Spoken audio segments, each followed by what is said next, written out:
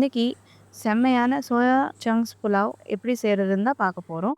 இதுக்கு soya chunks கொஞ்சமாக உப்பு போட்டு தண்ணியில் கொதிக்க விடுங்க. பாஸ்மதி ரைஸ் நல்லா கழுவி ஊற வைங்க. ஒரு குக்கரில் கொஞ்சமாக எண்ணெயை ஊற்றி பிரியாணி மசாலா எல்லாம் சேர்த்து நல்லா வசக்கி விடுங்க.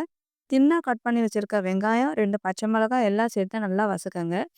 வெங்காயம் நல்லா வசங்கினதுக்கப்புறம் தக்காளி பழம் கொஞ்சமாக உப்பு சேர்த்து நல்லா வதக்கிடுங்க. இன்னொரு கடாயில் கொஞ்சமாக எண்ணெயை ஊற்றி எண்ணெய் சூடானதுக்கப்புறம் சோயா சங்க்ஸை பிழிஞ்சு எடுத்து இந்த எண்ணெயில் போட்டு ஃப்ரை பண்ணுங்க.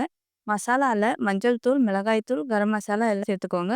நல்லா வசங்கினதுக்கப்புறம் குக்கரில் வதக்கி வச்சுருந்த வெங்காயம் தக்காளி மசாலாவோட சேர்த்து இந்த சோயா சங்க்ஸ் சேர்த்து வதக்கி நல்லா மிக்ஸ் பண்ணி விடுங்க. மசாலாவில் மல்லித்தூள், மஞ்சள் தூள், மிளகாய் தூள், காஷ்மீரி மிளகாய் தூள், கரம் மசாலா எல்லாம் சேர்த்து நல்லா கலக்கி விட்டு ஊற வச்சிருந்த பிரியாணி அரிசியை சேர்த்து தேவையான அளவுக்கு தண்ணி, உப்பு போட்டு குக்கர் மூடியை போட்டு வெயிட் போட்டுருங்க. ஒரு விசில் அடிக்கணும். ப்ரெஷர் இறங்குனதுக்கப்புறம் திறந்து பார்த்தா சூப்பரான சோயா சங்க்ஸ் புலாவ் ரெடி. இது கூட ராய்த்தா சேர்த்துக்கோங்க. டேஸ்ட்டு செம்மையாக இருக்கும்.